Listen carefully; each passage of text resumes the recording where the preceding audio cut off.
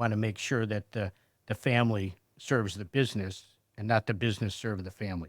So by doing that, we maintain a structure of integrity within ourselves or our business to keep it going, just to make sure that the family's always working hard to make sure the business prospers and continues.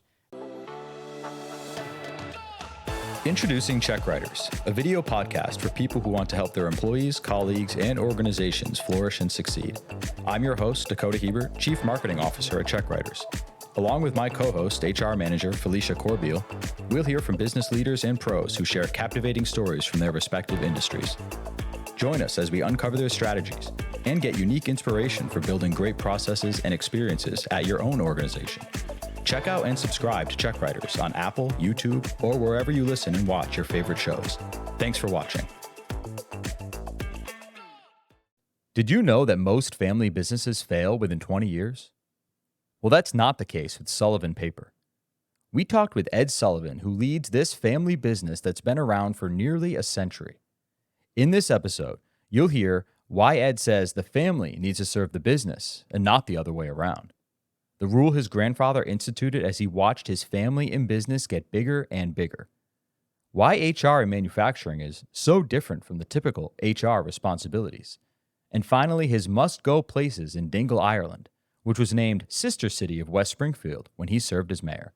What other sorts of things were present really early on for you in the family business as far as like work ethic and how to keep the place running for the employees and for the community? So it started actually with my father and uncles. They set up a plan that you can only have a certain number of family members work at the same time because, for example, one uncle had 15 kids and 6 kids, another had 7. So they put together a format where initially it'd be 2 from each family, whether it was father, son, or whatever. So when I came into Sullivan Paper, I don't want to say it was like hazing, but it was, they made you start literally at the bottom of the ladder or the totem pole, whatever you want to say. So when I started there, we had to work in each department, every shift, work on every machine. So it wasn't one of those jobs or opportunities or vocations where you just come in and, you put your feet up on your desk and they're like, okay, I'm the boss.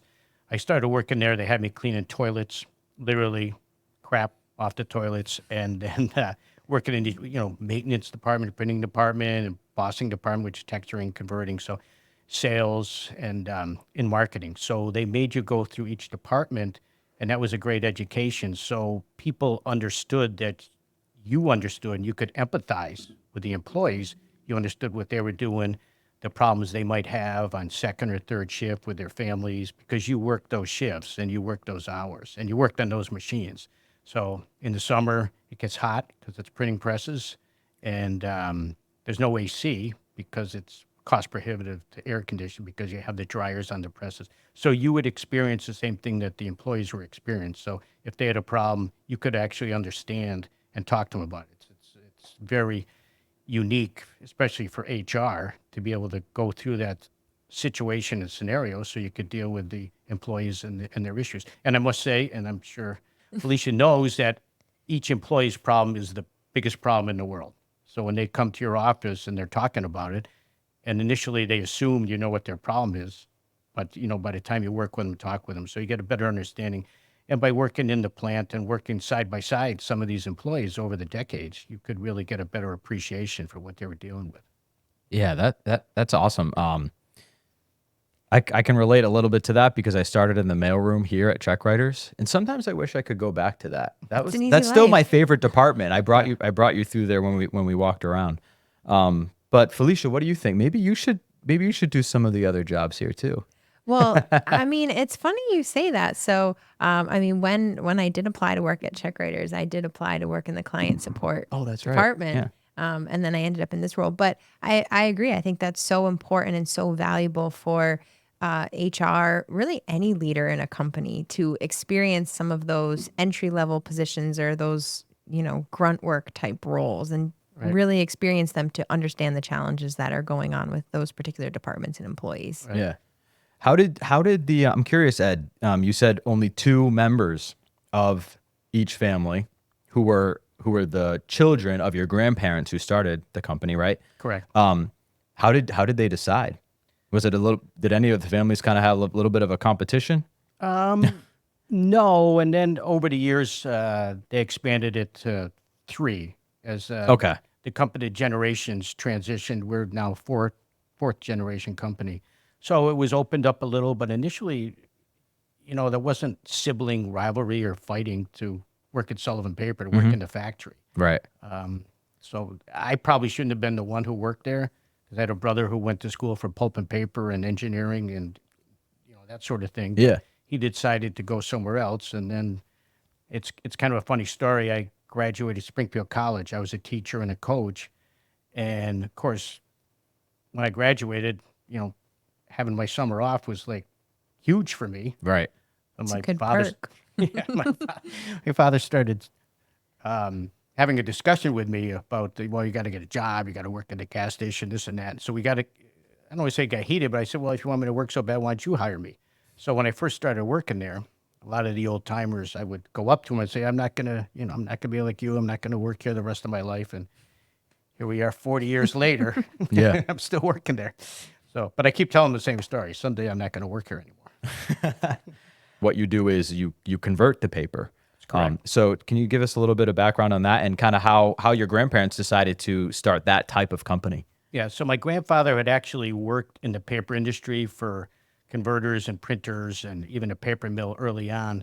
And then when the Depression hit, things changed, kind of like how everything changed after COVID, just a little different. But so he actually kept working in the paper industry, and he would take any money or what he had and he would barter for machine parts. And he actually built the first printing press. I mean, this is like typical story where, he started in the garage, but literally that's where it started. And my grandmother helped out. She made our first sample book or swatch book where you show the papers, you do a little cutout, and you give it to the distributors. So Sullivan Paper actually moved to 40 Hanover Street in Springfield, which is where the Basketball Hall of Fame is now, Yeah. in 1940. And then in 1952 moved to West Springfield. But the reason that Sullivan Paper, my grandfather wanted to be established here, is because Holyoke had 33 paper mills. So being close proximity to the mills, they could just bring the rolls of paper down the road, and Sullivan Paper would add value to the paper by what we call converting. We're called a paper converter. So we would print it, put designs on it, coat it, solid coatings. We'd slit it, sheet it into different dimensions. And originally, a lot of the papers went to box makers, whether it was cigar boxes or other type of boxes, those box companies who would take our paper, and our decorative paper would enhance the presence of the box. And we still do that today. But that's how it started. We were a paper converter, and that's how we came to be located presently in West Springfield, because we wanted to stay close to the paper mills. Yeah, that's smart. Kind of, so they kind of identified an opportunity that way. Right. What was the early sales process like for your grandparents? Well, How do you get in front of like cigar companies? my grandfather, they'd tell stories about how we'd have to go on the road, like weeks at a time, and call on the people. And then after that, my uncle, he took over the role of sales, and he would have to go on the road to, meet with all these different companies. We also set up a system where instead of calling direct on the end user, we incorporated a system of bringing in what we call brokers or distributors.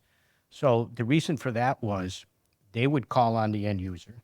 We didn't have to have a massive sales team, and this is way before the internet. So they would call on the mom and pop shops or whoever it was, whether it was Macy's or those folks, and it helped us having them our sales force. The other thing it helped us with is they were to inventory the product.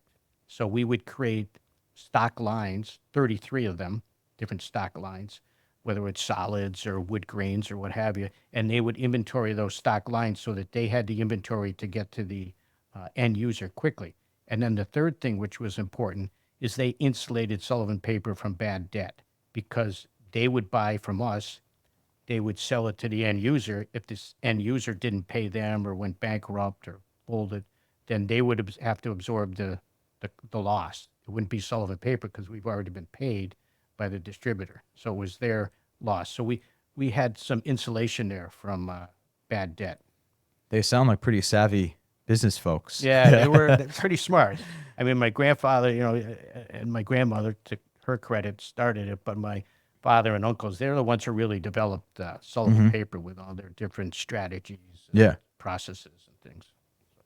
Is it an industry where there's a lot of competition? Like, in that sales process in those early days, did they have a lot of competition? There was a lot of competition. So what we did, Sullivan Paper, we still do the same thing. We try to go to the high-end market, truckload markets, and you see that even more and more today when you get containers of paper from China and the Asian Pacific, where we try to go to the high end, and that would be our niche. We would do things, and presently we sell to different companies, the cosmetic industry, the candy industry for the decorative boxes, like Z's Candies, Russell Stover, Whitman's, those folks. So we would try to hit the high-end people, and the same thing in cosmetic, Tiffany's and some of those folks, and in the retail area, Crate and Barrel, Coach. So they want higher-end product, so that's what we deliver. And one thing we try to pride ourselves on in this day and age where everything seems to get cheaper, whether it's a rake or Yeah. refrigerator or whatever, and even like candy companies where your Mounds bar is smaller than it used to be. We try to maintain that specialty products that we do, the highest quality and integrity of the product. We don't want to lessen that value. So that's really important to us to keep that niche and also provide tremendous service. Like the people who buy now from China or India or Taiwan, their lead times, they'll order a year ahead of time where we can supply the paper in, 6 to 10 weeks just by virtue of, being faster and more productive and local, quite frankly, being the USA. So, Yeah. When I was preparing for this interview, I was looking up some statistics on family businesses in the U.S. and Sullivan Paper, obviously family owned, like we've been talking about, but I saw that 87% of American businesses are family owned, which I was shocked by that. But then when you think about it, you think, oh yeah, I guess that does make sense. But they also employ over 50% of the workforce. However, in that same article, I read that they only survive on average like 20 plus years. yeah. So what do you think some of the secrets are to how Sullivan Paper has survived and thrived over the years? And you touched a little bit about some of the commitments to quality, higher end market, the work ethic types of those things. But how do you keep those things going for 80 years? Yeah, it's a great question, and it's not easy because you're always weighing, should we maybe buy a lesser caliber paper, those sorts of things, depending on what the market is. But one of the things we've done is we want to make sure that the family serves the business and not the business serve the family. So by doing that, we maintain a structure of integrity within ourselves or our business to keep it going, just to make sure that the family's always working hard to make sure the business prospers and continues. I also read where third generations is the generation where it usually fails, family business. I'm third generation, so there's no way it's going to fail until I get out of there. There's no way. But so that's what we do. We try to, as far as the integrity internally and also externally. So that's the way we try to work at it. Mm-hmm. What are some of the specific things that you, other than maybe going up to a relative and saying, hey, get your... Well, it's leading by example. I mean, Sullivan's on the side of the building, and you can see each day that myself and my cousins were, if not the first ones there, we're pretty close, and we're always the last ones to leave because we want to make sure that everything's done and everything's done right. And we've tried to pass on that sort of responsibility to people who aren't Sullivans. And there's some really good people and employees who've taken up the baton, so to speak, to do that. And that's part of training. We want to make sure there's a fine line between micromanaging and not micromanaging. So we want to make sure that, people learn and transition, because I know it's hard to believe I'm not going to be there forever, nor my cousins. So we want to make sure somebody's there and trained and educated so that they can carry on when we're gone. Mm-hmm. Do you have the same rule for your For your kids, only two of them can go into the business. Well, actually, they all work there in the factory, growing up high school and maybe a few years in college in between terms. But it was great for them because they got to see another part of the world that most people won't. We have a very diverse work population. We have people from all over the world who work there. We have Bosnians, we have Ukrainians, we have people from Poland, we have people from Puerto Rico, we have people from West Springfield. So they were able to experience working with a very diverse population in a factory, which is hard work. It's a lot of manual labor. So they all work there, and I believe it helped them out. I'll tell you a funny story about a former police chief, God rest his soul. We hire a lot of kids for summer. So he asked me, bring my son in there, work him hard, want to make sure he goes to college. So he came home every day, dirty and tired, and he went on to college, and now he's a police officer also. He's a great kid. But not that I want to disparage working in a factory, because I worked in a factory, and I think it's great for building character and building product and fabricating product and being proud of the product you produce. But I think a lot of people nowadays, there's no kids come out of high school and say, gee, I really want to go work in a factory. I mean, that's not the first thing that comes out of their mouth. So it's different. We hire a lot of different people, and it's kind of cool. But my kids all did work there. None of them worked there.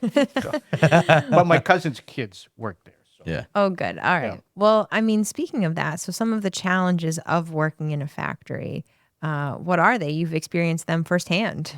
A lot of challenges are still the same. It's an environment, a work environment that's can get hot in the summer, and I don't want to say it gets a little chillier in the winter. It's a very physical job, the jobs that you have. You're always on the move. You're on your feet 8 hours a day. So you have the physical challenges of the workforce. Even though we have quite a few older workers, but they're machine operators, but they're still there and they're on their feet and the floors are concrete. So you have the physical challenges, and now we have the challenge of trying to hire people. I mean, everybody's experienced the same thing. And I believe we're at a little more disadvantage because, again, I don't think anybody said, gee, I want to go work in a factory. But there is a part of the population that does. So what we have to do is on-the-job training because it's a unique industry, paper converting. So somebody, whether it come out of high school, like the other day we hired someone from the food industry, we hired people from, different types of industries, whether it's just warehousing or maybe a painter. So anyway, we have to train them on the job, orientate them, and get them comfortable in doing what they're doing. And we always prioritize safety. So we want to make sure everybody goes home with the same number of fingers they come to work with, because there's machines, and if you're not paying attention, even though they're all guarded, you could get hurt. Not by paying attention. So there's a lot of challenges, as I mentioned, but we're getting through them, and we're kind of adapting as the workforce adapts. One thing I saw on your website when I looked at your careers page is it says excellent attendance is a must. It is. It is a must. And that's the way we were brought up. I remember back in the day when I started there, I would punch a time card. One day I was 6 minutes late, and my father and my uncle were waiting at the time clock for me. They go, oh, here he is, 6 minutes. And I was late one other time.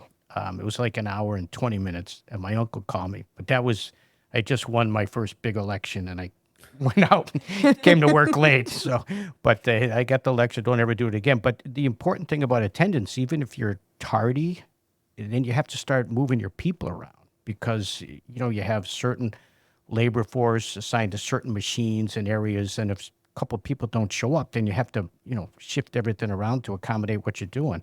We can't call a customer, like TJ Maxx and say, well, Pete Smith didn't show up to work today, so we're not shipping your order. So it's really, really important to be at work and be at work on time. Yeah. Do you have any type of any things that you do for those factory workers so that it's like, hey, if you get here on time, you get, to keep your job, of course. Right. Well, that's important. But any incentives, anything that you do to try to encourage these workers to really be the best that they can, and also to make the position seem maybe more exciting? I don't know about exciting. I mean, I guess that's in the mind of the beholder, but we do incentivize employees. We compensate them every quarter that they have perfect attendance. They get a certain stipend, certain dollar amount. And so we put that in place years ago because I think sometimes we focus on the negative. It's easy to penalize people or discipline them for not being there, whatever the progression might be up to suspension or discharge. But by the same time, you want to make a positive. So you have the negative, you want to have a positive. So we incentivize them with additional pay for each quarter they have perfect attendance. As you're getting on the topic of like some of the HR components with manufacturing, I always think it's kind of funny because when you think about HR, no offense, Felicia, or anyone in our audience, not offensive. It's just that the reality is that like usually HR is kind of like, how How are you going to say this, Dakota? Yeah, how should I say it? Now I oversee It's almost HR like too, so be careful. right. Well, no, here's my point. Like HR in a lot of industries is kind of they have I'll call it the luxury that they can focus on a lot of things that maybe just aren't the case in manufacturing. Like here we are, you're the HR manager for a technology company. HR in manufacturing is like somebody could get fingers ripped off, and the attendance is like super important. Whereas like if somebody of an employee lets Felicia, hey, I'm working from home today. Oh yeah, sure, no big deal. Probably not going to be the case at Sullivan Paper. No, it's definitely not. So I think it's interesting to think about HR and manufacturing is probably so unique. Can you talk a little bit about what the differences are and how you guys manage that? Well, the first difference, which you mentioned, is like during COVID, people weren't working at home. You can't take a 120-foot long printing press and bring it to your house. You know what I mean? So everybody, you have to work at the company. You have to work in the factory. I mean, maybe some people from the office could, periodically work at home. But we've always been, because we want to lead by example. We go to work. We expect everybody else to go to work. So that's one of the things. But because of the factory and the unique situation, as you mentioned a little bit, safety's always critical, always a top concern. You want to make sure nobody gets hurt. Back 25 years ago, we had an awful safety record. So I'm pretty proud that we've made it to the point where people don't get hurt, knock on wood. Yeah. But every day we're focused on it. It's almost like, you're petrified. It's, you might get that call that somebody broke a finger or sprained an ankle, or even the simplest things. And the other thing we focus on is for safety is near misses. If somebody almost got hurt, we want to make sure that we figure out why and then prevent it from happening again. We have safety committees. We have meet monthly. We meet more often than that. If there's an issue, we have inspections. I mean, because of the type of business we're in, we have to be. There's a lot of compliance, so we deal with all the OSHA compliance, the Mass, the DEP, Department of Environmental Protection.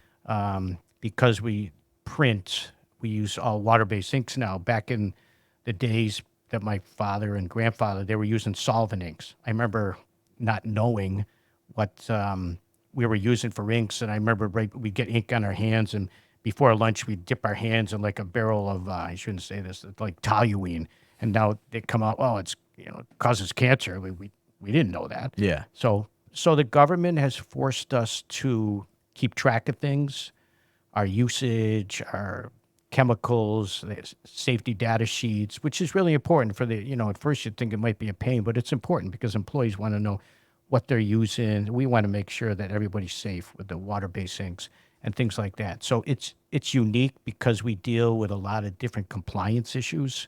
I mean, it's not just, payroll, the end of year reports to the government, but, and as there's less and less manufacturing in Massachusetts and the United States, as a lot of the folks went overseas, because there's less, it's easier for government agencies to scrutinize on those that are left. Yeah. I mean, That's a good point. I mean, we presently, because we're water-based inks, we have to have a water treatment system. So when the Springfield Water and Sewer Commission used to inspect, let's say, 500 companies in Western Mass, now they have maybe like 170. So you just have to stay on top of your game, compliance, safety, all the rules and regs that have to be followed. So How do you keep track of those? it's not easy. HR. HR has to keep track of them, and I help with all the reporting for the annual reporting. They have what they call the Mass DEP source registration, where you track your emissions, and it's recorded every day, every press, every single run, every ink we use. We have to jot it down, report it.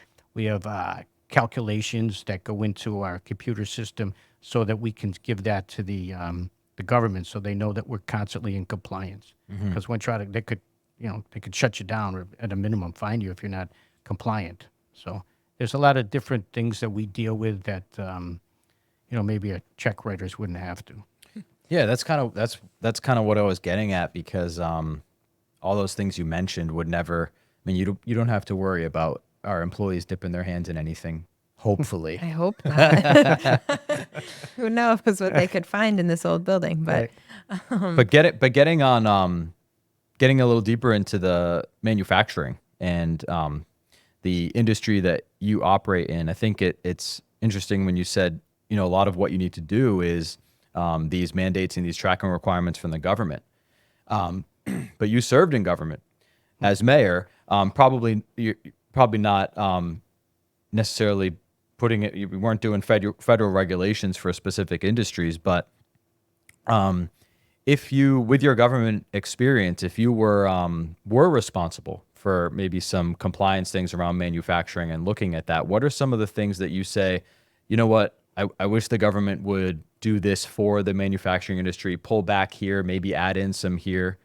Yeah, there are some regulations that, like for compliance. Let me use OSHA for example. There's statistics that say, for example, 1 in 5,000 people might die from this particular thing, and then 1 in 2.7 million die from. This was kind of interesting to me. Might die from sawdust, and then they put in all these regs about sawdust compliance. So it's kind of skewed. They're forcing something here with sawdust, which I get it. You're going to capture sawdust so nobody breathes it and that sort of thing. But 1 out of 2.7 million die from that. But I think OSHA, and again, I'm not picking on them, but sometimes the way they look at some of the regs and how they implement them at the federal level is might be a little skewed. So look at that. And a lot of the reporting, you actually pay people to do reporting, which it's a cost. It just adversely. You pay people to do reporting in-house, or Yeah. like the company pays me to do reporting, right? whether it's for the DEP or Springfield Water and Sewer Commission or OSHA or whatever. So when I have to do that, company's paying me. So it adds to your bottom line, where I could maybe be working on something else, marketing or something like that. But I mean, every company has that in manufacturing. You have people who are compliance officers. Right. So, I mean, that's just the cost of doing business, especially in Massachusetts. So, Have you noticed that the compliance burden has increased, stayed the same over the years you've been there? initially it increased a lot. It made me very nervous because, having that oversight at the company, the last thing I wanted to do is, have Sullivan Paper pay a fine or be in front of some Right. government official. So, but I think it's been kind of status quo. Unless you were the government official, that could be pretty convenient. No, I'm just kidding. Yeah, that'd be a conflict of interest, I think. But that's so honest of you and ethical. but anyway, I don't think it's ramped up like it did in the 70s. 70s, crazy. I remember Compliance burden? compliance Yeah. burden, Clean Air Act, some of these things. That was 70s was crazy into the 80s. I think it became more like status quo or kind of a flow in the 90s after the millennium. But I mean, it's like anything else. During the Industrial Revolution, people were, dying and getting killed, and the work conditions were awful. I think that's one of the reasons why there was unions. Oh yeah, they collective needed them. bargaining. Yeah, right. yeah. When you're right. When you look at the stuff that was going on, yeah. I mean, you even think about like child labor. Oh yeah. In the 1800s, early 1900s. So your guys have it pretty good now compared to that. Well, compared to that, but we still get a lot of questionnaires because a lot of U.S. companies do business with foreign companies, whether it's again in the Asian Pacific or India or Taiwan. So we get a lot of questionnaires from people like we do business with TJ Maxx and some of those type companies. They want to make sure they send us a questionnaire and they'll send in an auditor every year or every other year, and they'll go through our plant. What they do a wall to wall, but they put that in place because of the foreign affiliates that they deal with, like just what you said, child labor laws and all those sorts of things, and make sure there's enough toilets and people are getting paid, and it's kind of stuff that we do and we take for granted because of government regs. I mean, I shouldn't say nobody, but haven't heard of anybody violating child labor laws in the United States in a while. So, but those are the questionnaires and the audits that we get by virtue of other companies dealing with overseas companies. You touched on this a little bit. You guys have been in business for 80 years, but you're still produced in the USA. And you were talking, a lot of manufacturer have obviously moved overseas, maybe even gone out of business. What has Sullivan Paper had to do to ensure that it became the exception and not the rule for a lot of U.S. manufacturing? And do you think can you look back and say that there's been maybe some sacrifices over the years to ensure that you stayed solvent, you kept your operations in the United States? Yeah, I think that it's a struggle. There's no question about it.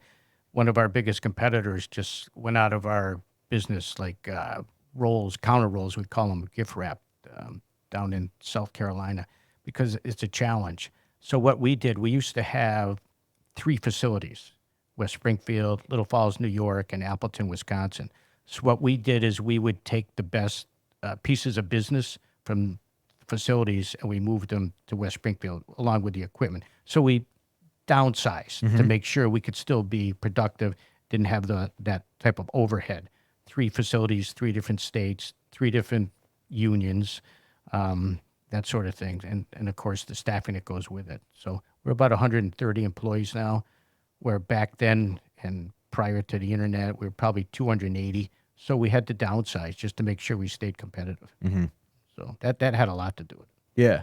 The overhead costs are tremendous, each state. I mean, it's not just the facilities and the utilities, electricity, gas, and those sorts of things. But it's like I said, it's a compliance issue. It's, healthcare. It's everything that goes with it. So, Well, I think that's really interesting because you have a paper company. So I feel like over the entire course of your business, there's been so many cultural shifts about the environment and how people feel about the usage of paper. So what have you guys done to kind of stay relevant with that? Not just keep the business afloat, but stay relevant where people are going to want your product when so many people are going paperless and trying to reduce paper. right. So what we do is we make available recycled paper. We buy it, we sell it. We also are certified with the Forest Stewardship Council to ensure that the chain of custody is pure from the different mills or the folks who actually make the paper. So that, like we said before, there's no violation of child labor laws. We buy paper from Spain, Germany, a little bit from Taiwan, but mostly in the U.S. So we do offer recycled paper, recycled products. We have put solar units on our converting facility in East Long Meadow, 212,000 square feet, where after we print the paper, the entire facility is run with solar energy. So we have that sustainability. We've gone to water inks. So we're a very clean company environmentally. So I think that's important to people. So we try to market that a lot. I think that helps us. So. Yeah. Well, even like you were saying, the ink with the water and the ink, you guys recycle the water or recycle the ink, something like that, right? Well, actually, we do both. We recycle everything. We recycle paper, films, plastics, steel. We reuse our inks. So at the end of each job, you'll have to come to the facility sometime, but we have trays or pans of ink. So there's always some left over because it's in the bottom of the pan. So what we'll do is we'll put it into what we call our ink room. And then as we get different jobs, we'll use the old ink from the previous jobs to mix in with the virgin ink. So we reuse that, we recycle that. Our water-based inks goes through a water treatment system. So what we do is we take any impurities out of the water, and then before it's discharged into the municipal system and goes down to Bondi's Island, the treatment facility. So we recycle the water, take the impurities out, and then it comes out like a cake. anything, and then it's non-toxic, non-hazardous. So you could probably use it in your garden, but we do send it to a lined landfill. That's good. Well, and I imagine that reduces costs just overall to reuse a lot of those products. Well, it's kind of interesting when we went from solvent inks to water-based sinks because of the configuration of there's little cells in each printing cylinder, gravure cylinder. We're a gravure printer. And we had to re-engrave every single cylinder to accommodate the transition from solvents to water. Cost us millions of dollars to become compliant with that. But what it did, it was better for employee exposure to solvent, better for the environment, less emissions. So in the long run, it's better for everybody. But there is a cost. It's not always cheaper. We try to save money with the recycling, but there's still a cost to sending the wash up water through the ink system and those sorts of things. There's a cost associated with it. And there was a cost initially, like I mentioned, just to get to the water, millions of dollars to re-engrave all the rolls. Very expensive.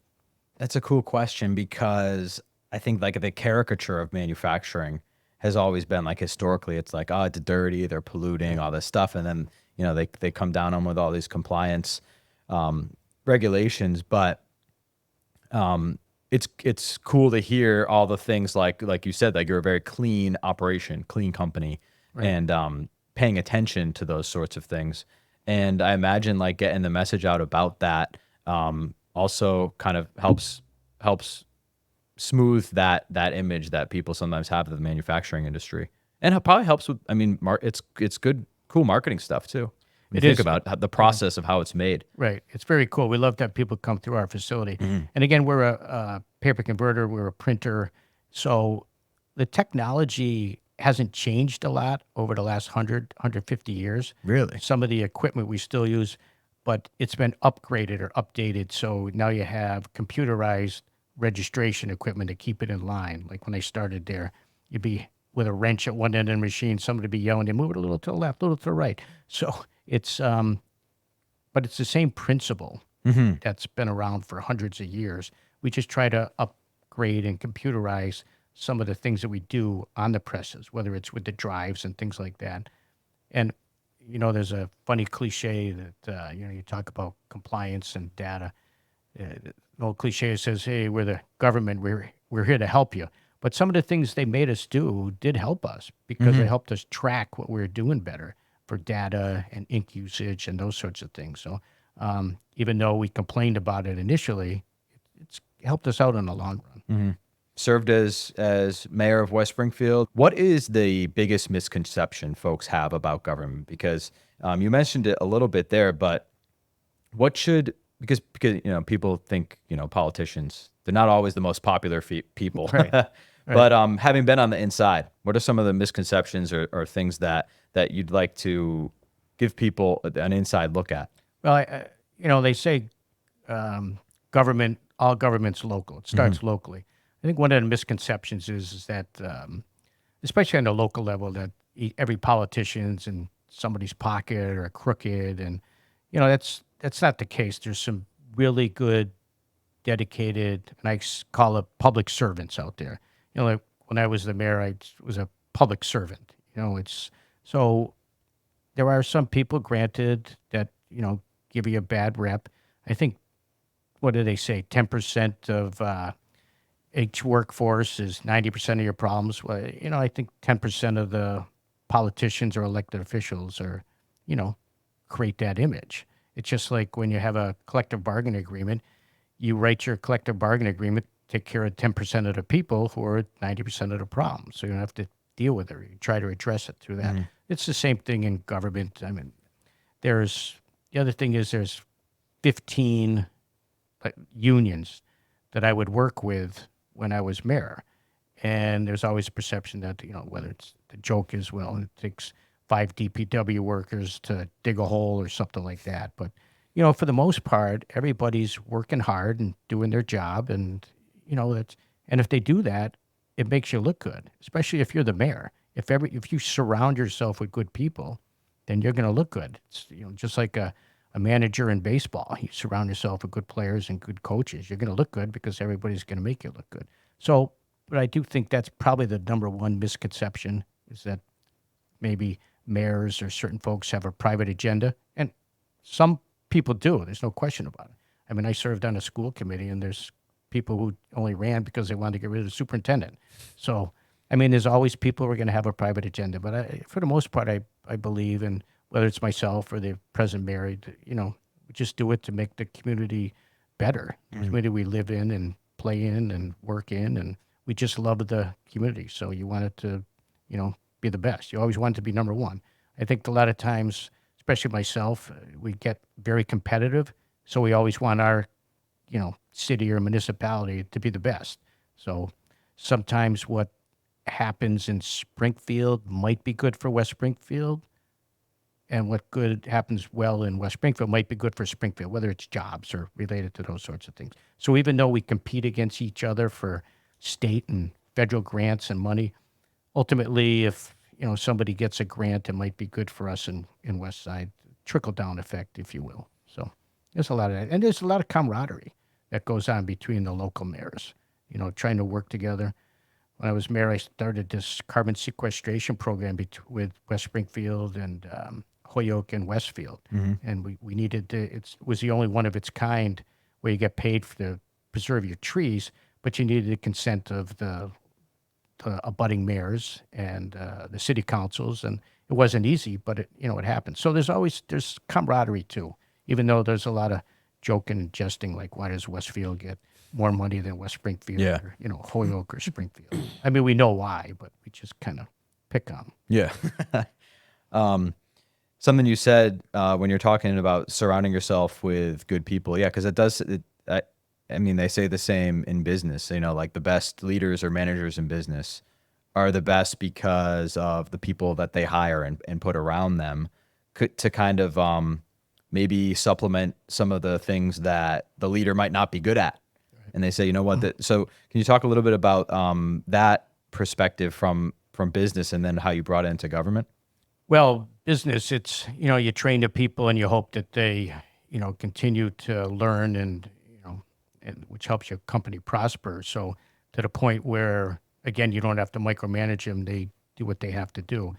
When you're the mayor, you do certain hirings or have department heads. The department heads are really who would carry out your image or goals or strategies for the city. You want to make sure that they're on the same page. So have weekly department head meetings and those sorts of things, just so, all right, these are the projects, let us know what's going on, what's working, what's not working. So a lot of it's communication. But if you find that you have people that aren't doing what you want them to do, got to let them go, especially at the municipal level. It's not always easy to let them go, but, there's things you can do. And each mayor has his or her own image of what they want their city to look like. So everybody has to be on the same page because the mayor's the boss. So if you're not going to follow what the mayor wants you to do, then you might as well go somewhere else. So, but that's important. Was there one that was easier being boss of a company or boss of a city? I think everybody's going to laugh, but I think being boss of the company within the company is harder than being mayor. I really enjoyed it, and to see the things that came to fruition, it's kind of inspiring, and you take a lot of pride in it because there's recognition that goes not just within your community but regionally and maybe throughout the state. Some of the things that you do, and it's you like the applause. I don't want to say it's an ego thing, but you're always working to make your city better. So when something happens that's positive, you love it. Yeah. At work, it's like every day might be the same grind. You know what I mean? It's, you deal with different things, whether it's HR, everybody, HR is different every Everyone's day. always picking on HR. I'm not picking, I'm just saying HR, it's tough because every day it's different. So, but there's other things that could be a grind, like the annual reporting or compliance or, let's get the job running. So I think it was almost more fun being the mayor and working with the people in the community. I mean, there's people that, nobody's going to be 100%. I never knew any mayor who won an election unanimously. There's always someone who's going to vote against you. And if they did, there might be some investigations after, right? Or it'd be a city of 6 people. Yeah. You talk about local politics, and I agree. I think people often overlook how important local politics are, when it comes to people on the school committee, on the city council, the mayor. And so you mentioned that was kind of more, being the mayor was a little bit more exciting on some days. So, what was your main drive for wanting to run in the first place? Having been a successful person running a company, what made you kind of switch into that? Well, again, it was a couple things. It instilled in us, as I mentioned when we started, to be involved in the community. And I started coaching in West Springfield youth basketball. I was the youngest coach in history of West Springfield. I was 12 years old coaching 8 to 10-year-olds. And then I went on and I was a varsity track and cross country coach at West Springfield High School. And I was the youngest coach in history of West Springfield. So from a young age, I love West Springfield because now I'm trying to drive on the athletics side, West Springfield and winning and winning and winning. And then when you put that together with, community and community service, now you're trying to, you still have that great pride in West Springfield that I had when I was a kid. And, now I'm trying to pump it up, and just do the right thing. One other thing I want to mention about being successful in the community, so much of it is about your volunteers, not just the employees or the elected officials. There's so many volunteers. We have like 35 volunteer committees, whether it's the planning board, the zoning board of appeals, license commission, you have the garden club. I mean, these people are really what makes a municipality, especially West Springfield, look well. I mean, if it's not for the volunteers and you're short here, the historic commission, as you mentioned, this building was in the historic zone. And I mean, these people do a lot of the grunt work and leg work, and they take pride in it. So if you have great community volunteers, pretty good chance you're going to have a good looking community. So I have to give kudos to the volunteers. Without them, it wouldn't be what it is. I wanted to talk a little bit about Ireland. Oh, Your last name's Sullivan, so you obviously it like is. that place, yeah. But something that I thought was so cool because you don't really hear much about this, at least locally. But it seems like a pretty significant program is the Sister City Initiative Right. that you spearheaded, and getting this partnership between West Springfield, Massachusetts, in the USA, and Dingle, Ireland. So you can tell us a little bit about that initiative, like how it came about, how you heard about it, how you made it happen. Well, there's always been interest in collaboration between this region and Ireland. A lot of the families, especially from the Blasket Islands and County Kerry, moved to Springfield during the potato famine. And then again, when they shut down the Blasket Islands in 1954, they all emigrated to Springfield. So so there's always been a strong bond between this region, West Springfield, and Ireland. So we just started talking, and it all starts with students. And we actually have two sister cities. One is San Giovanni, it's the Valdarno region of Italy, along with Dingle. But it starts with a student exchange. So Dingle would send their secondary school kids, they call them high school kids, here. And then alternating years, we send our kids there. So this has been going on for a little while. So it kind of made sense to build on that. And then you also have merchants from Dingle, whether it's jewelers, DeStack Jewelers, pottery, Dingle Crystal, and they come to the Big E. And the Big E has worked with us and set up a Dingle Peninsula display with a thatched roof and all this kind of stuff. So there's a bunch of merchants that go over now, 13 or 14. They sell their goods here during the Big E, which is a great thing for them because it's not easy because they're small mom and pop shops, I call them. So it's hard to staff what they have back home and bring the staff to the Big E. And there's an expense that goes with it too. But then from their experience there, not only do they get the sales from 1.5 million visitors who might cross the gates of the threshold of the Big E, but then they get online sales after. So people would order who saw them there, maybe didn't want to carry a crystal vase around, so they would get online sales after the Big E. So we have that relationship, and then we've expanded it to tourism. So now the Western Mass Tourism and Convention Bureau, we just came back from there in April, and the tourism Dingle. So there's a bond there. It's kind of what I call a cross-pollination. They promote us there. If you're coming from Dingle, Ireland, make sure you go to Western Mass. And if you're leaving Western Mass, make sure you go to Dingle and County Kerry. And then what they did just this past trip, in addition to tourism, they signed an agreement between the museums, Dr. Seuss Museum and the Blasket Island Museum, the Blasket Center, to also cross-promote each other, have a display there of Springfield area, and we do the same here. So it's pretty cool. It's getting bigger and bigger each year.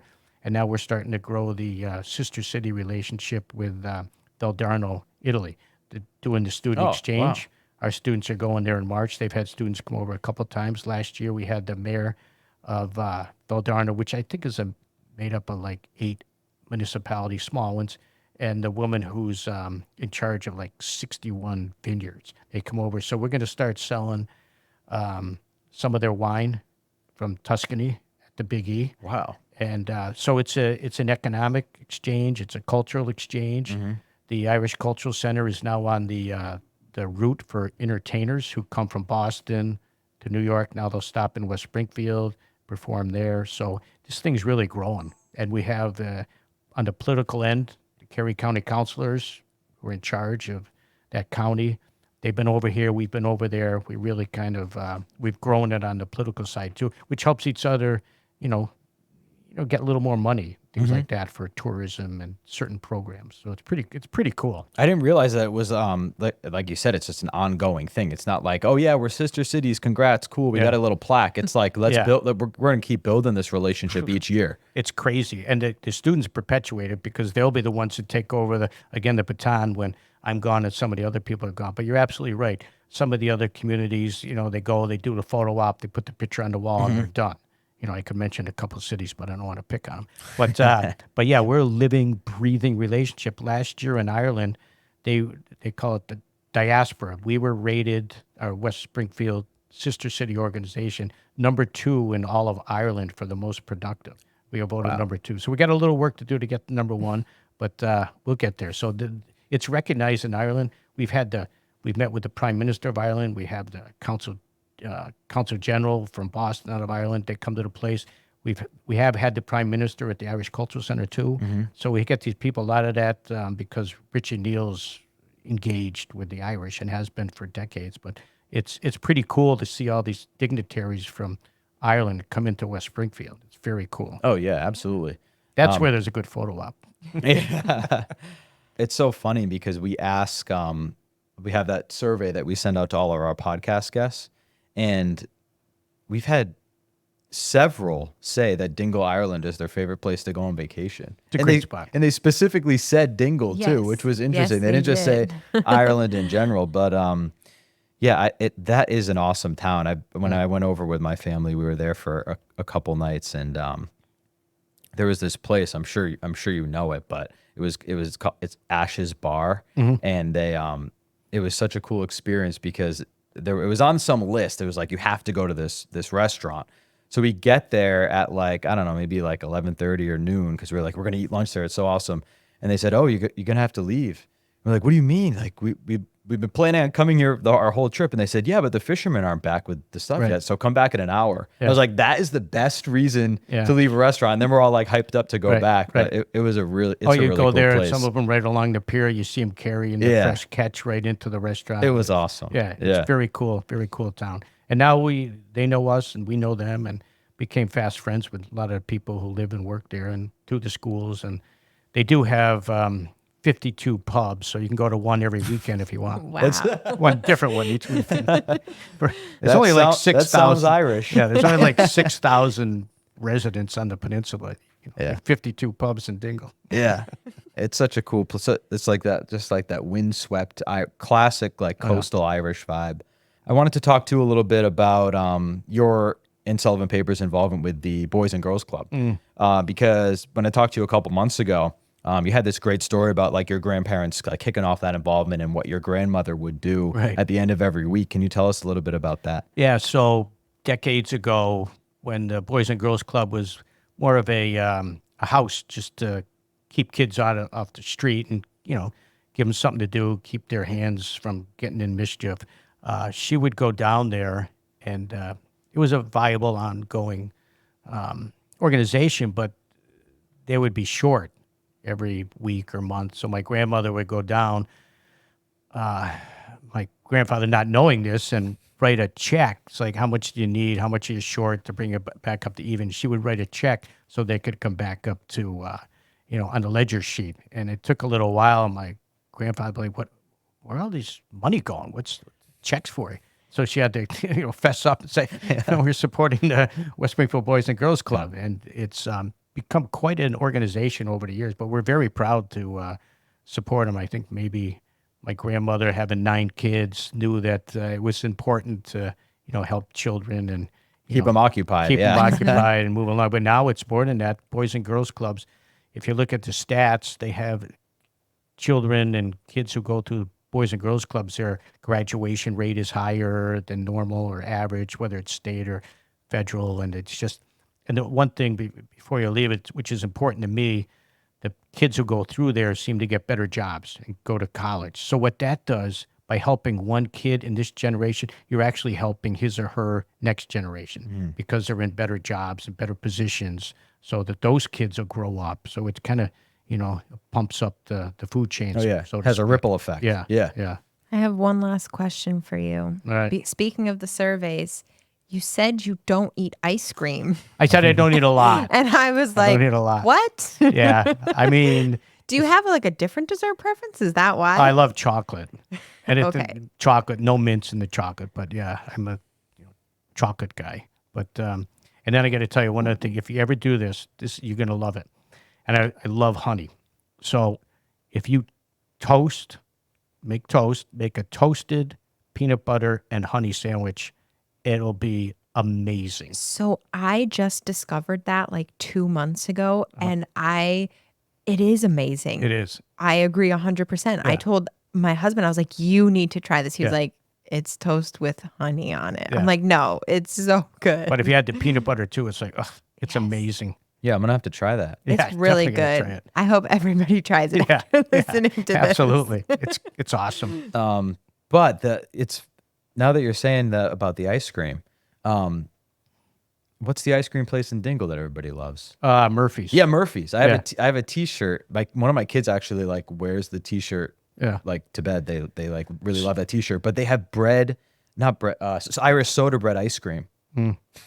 Good stuff. It is good stuff. Is But, there like chunks of There's chunks of bread bread? in it, and it seems weird, but it was awesome. So talk about a business strategy. So he has 2 shops, Murphy's Ice Cream, almost literally across the street from each other, and they're both packed all the time. Well, that makes sense though, because it's and you the got a other thing huge you got to line. remember, temperature rarely gets above 65 degrees Fahrenheit over there. Yeah. If people are in those shops, it's just they're the locals are acclimated to the weather, and even the tourists in Ireland, they just freaking love ice cream. I personally love that weather.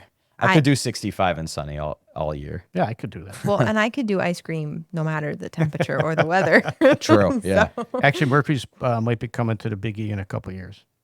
That would be That awesome. would be really cool. Yeah, yeah. I already met with them, local dairies and stuff like that. So Very cool. I wanted to wrap this up with leaving on the topic of leadership, because again, you've been a leader in so many capacities. Everything we've been talking about, business, government, community. What advice do you have for aspiring business leaders, community leaders, the up and coming generation? well, the old adage, you have to lead by example. You can't say, do as I say, not as I do. So you have to lead by example. And you have to have a good attitude. If you have to have a good attitude and, realize that things aren't always going to go your way. So just deal with those and move forward. You learn from failures. I remember when I started working there, early on, my father said, "Are you going to make all these decisions?" He goes, "Some of them are going to be wrong, but you'll never make the same mistake again." So, you learn as you go along. You're going to make mistakes, but just, be positive. People like positive leadership. They don't like negative leadership or leading through fear or something like that. So, just remember, it's just like Sullivan Paper and all our papers. It's all in the presentation. That's why we love to present nice specialty papers. So whether it's your product you're producing or your personality or your leadership, just remember it's all in the presentation. You just got to be careful the way you present yourself. So That's great. Thanks a lot, Ed. I appreciate it. yeah, Thanks for coming my on. pleasure. Great being here. Thank you so Yeah, much. thanks. Good to be with you guys. Thank you. Thanks for listening to this episode of Checkwriters. Be sure to follow us on Apple, YouTube, or wherever you view your favorite podcasts. Stay tuned for future episodes where we'll continue to uncover the secrets behind successful organizations.